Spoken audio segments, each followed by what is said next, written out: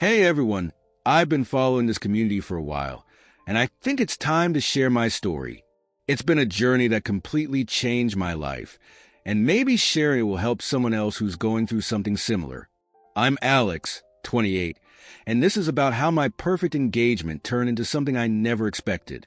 Sarah and I met during our sophomore year in college.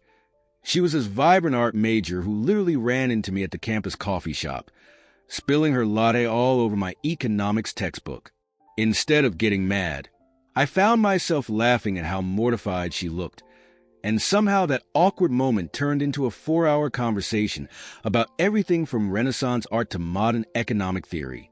We clicked instantly, and by the end of that week, we were inseparable. We dated throughout college, and everything just felt right. She was spontaneous and creative, while I was more structured and practical. We balanced each other perfectly. She'd drag me to obscure art exhibitions at 2 a.m., and I'd help her create budgets for her art projects. After graduation, we moved in together in a small apartment downtown, and I landed a job at a financial firm, while she pursued her dream of opening a small art gallery. We supported each other's goals, celebrated our successes, and helped each other through the tough times. Life felt complete. Last year, on our 5th anniversary, I proposed. I arranged this elaborate scavenger hunt around the city, visiting all our special places. The coffee shop where we met, the park where we had our first kiss, the rooftop where we spent countless nights talking about our future. The final stop was back at that same coffee shop. When I got down on one knee, she burst into tears of joy and said yes immediately. The whole place erupted in applause. I'd arranged for our friends and family to be there waiting. It was perfect.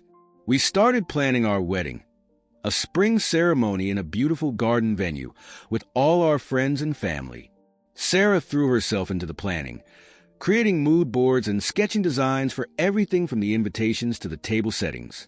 She had this vision of an artistic, bohemian wedding that would reflect both our personalities. I loved seeing her so excited, staying up late working on DIY decorations, and sending me Pinterest boards at 3 a.m. The first hint that something was off came during her art gallery's opening night, about 6 months ago. Sarah had finally achieved her dream of opening her own space, and it was a huge success. She was introducing me to some artists when this guy, Marcus, caught her attention. He was a successful gallery owner from New York, known for discovering emerging artists and launching their careers. I noticed how Sarah's eyes lit up when he talked about the art scene there, how he'd made his mark in the industry, and the exciting projects he was working on. They spent most of the evening discussing various artists and exhibitions, and I told myself it was just professional networking. After all, this was her big night, and making connections was important for her career. I even encouraged her to exchange contact information with him, thinking it could lead to good opportunities for her gallery. But then the networking started happening more frequently. Sarah began attending more art shows and gallery openings, often coming home late, excited about the connections she was making. Marcus seemed to be at every event, and their conversations moved from art to personal stories and inside jokes. I tried to be supportive. This was her career, after all. But something felt different. She started talking about Marcus more and more, about his views on art, his travels, his lifestyle. The wedding planning started taking a back seat to her gallery work. When I'd bring up decisions we needed to make, she'd be distracted, saying things like, "Oh, we have plenty of time," or "Let's focus on the gallery right now." I noticed she'd stop wearing her engagement ring to art events, claiming she was afraid of damaging it while handling artwork. But I'd see it sitting on her dresser, even hours after she got home. One night, after another gallery event, Sarah sat me down with that look. You know, the one that means a serious conversation is coming. She'd been quiet during dinner, pushing her food around her plate, clearly building up to something. "Alex, we need to talk about something," she said, fidgeting with her engagement ring, which she'd only put back on when she got home. "What's up?" I asked, already feeling my stomach tighten. Something in her voice made me brace for impact. "I've been thinking a lot about us and our future," she began, twisting the ring around her finger. "You know I love you, but I feel like I'm missing out on something. Before we get married, I think we should try having an open relationship. I sat there, stunned. The words hit me like a physical blow. An open relationship? Where is this coming from? She launched into this prepared speech about personal growth and exploring different connections. It was obvious she'd rehearsed this, probably for days. It's not about not wanting you, she insisted, leaning forward. It's about experiencing life fully before we commit forever. We're still young, and I don't want to have regrets.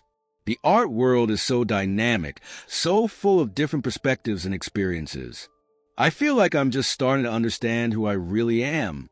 When I asked if this had anything to do with Marcus, she hesitated before admitting he had opened her eyes to new possibilities.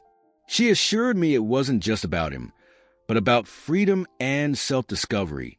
The way she talked about it made it sound like she was pitching an art installation, rather than suggesting we fundamentally change our relationship. So you want to sleep with other people, but keep me as a backup plan? I asked, trying to keep my voice steady. The room felt too hot, too small. No, she protested, reaching for my hand. I pulled away. I want us to both have this freedom. You could explore too. It's about growing together while being independent. Marcus says, I cut her off. Since when does Marcus have any say in our relationship? She flushed. That's not what I meant. He's experienced this kind of relationship before. He's shown me how beautiful and enriching it can be. It doesn't have to threaten what we have. It could make it stronger. I sat there, processing her words, and something inside me shifted. Instead of arguing, I smiled and said, "You know what? You're right. Let's do it." She looked surprised by my easy agreement, but pleased. Really? You understand? Absolutely, I said, keeping my voice level. We should both explore before getting married. It makes perfect sense. Sarah seemed both relieved and slightly unsettled by my calm acceptance. Over the next few days, we set some ground rules for our open relationship, mainly about being honest about who we were seeing and staying safe. She was eager to start this new chapter, barely hiding her excitement about an upcoming gallery opening where Marcus would be. What Sarah didn't know was that I had already started making my own plans. The day after our conversation, I called my friend Tom, who worked at a prestigious art gallery in Paris. We'd kept in touch since our study abroad semester, and he'd been trying to get me to visit for years. I'd always declined, saying I was settled here with Sarah. Funny how things change. "Hey man, remember that offer about coming to work with you?" I asked him. "Of course. We're always looking for someone with your financial background." "Why? You finally considering it?" "Actually, yes. How soon could you get me started?" 2 weeks later, while Sarah was getting more involved with Marcus and the local art scene, I was quietly putting things in motion. I updated my passport, started learning French using language apps, and had several video interviews with Tom's gallery. They were impressed with my financial background and understanding of the art market. All those years of listening to Sarah talk about art hadn't been wasted after all. The real kicker came when Sarah started staying out later and later. She'd come home glowing, talking about amazing exhibitions and connections, barely noticing that I was spending more time on my laptop, having late-night calls with the Paris team, though she assumed it was work. She was so caught up in her own exploration that she didn't even question why I was suddenly interested in learning French through Duolingo. One evening, about a month into our open relationship, Sarah came home to find me packing a suitcase. I had deliberately waited until I had everything lined up: apartment in Paris, work visa, and a starting date at the gallery. I wanted no loose ends. "What's going on?" she asked, freezing in the doorway. She had that post-gallery event glow about her, probably fresh from another evening with Marcus. I looked up casually, folding another shirt. "Oh, I'm taking you up on that exploration thing. I got a job offer in Paris." Her face went pale, and I watched as the reality of what I was saying slowly sank in. Paris? What are you talking about? I'll be managing the financial side of an international gallery there. The art scene in Paris is amazing, you know? I smiled, echoing her own excited words about New York's art scene. Tom helped me set it up. You remember Tom from my study abroad semester? He says the opportunities there are incredible. But what about us? The wedding? I thought we were just opening up our relationship, not... She stammered, her voice rising with panic. We are. I'm just taking it a step further. You want us both to explore, right? Well, I'm exploring. Paris has been my dream for years, and like you said, we shouldn't have regrets. That's not what I meant, she protested, her voice cracking. I meant we could see other people while staying together, not move to different countries. I stopped packing and looked at her directly. Oh, I thought this was about experiencing life fully and personal growth. Isn't that what you said? Or was that only supposed to apply to you? She sat down heavily on the bed, her face a mixture of shock and betrayal. But you can't just leave. Actually, I can. You want an open relationship to explore things with Marcus. I want an open relationship to explore things in Paris. Same thing, different city. It's not the same thing at all, she exclaimed, starting to cry. Her mascara was running, and for a moment, I remembered how beautiful she looked on the night I proposed. Why not? Because it's not what you planned? Because you wanted to be the only one actually exploring while I waited patiently at home? That's not how open relationships work, Sarah. You don't get to control how I explore. The reality of what was happening finally seemed to hit her. Please don't do this, she whispered, reaching for my hand. We can work this out. We can close the relationship again, go back to our wedding plans. I gently pulled away from her grasp and zipped up my suitcase. Sarah, you can't have it both ways. You wanted freedom to explore. Well, this is me exploring. My flight leaves tomorrow morning. Tomorrow? She stood up panicking. Her face had gone completely white. You can't be serious. We need to talk about this. Dead serious. The gallery needs me to start next week. Plus, Tom's got an apartment lined up for me already. It's this amazing place in Le Marais, right in the heart of the art district. You'd love it. Actually, Tom, your friend from study abroad, how long have you been planning this? Her voice had taken on an accusatory tone, as if I was the one betraying her. I shrugged, maintaining my calm demeanor. About as long as you've been planning your exploration with Marcus, I guess. Maybe a little less. But you know what they say about Paris. It's always a good idea.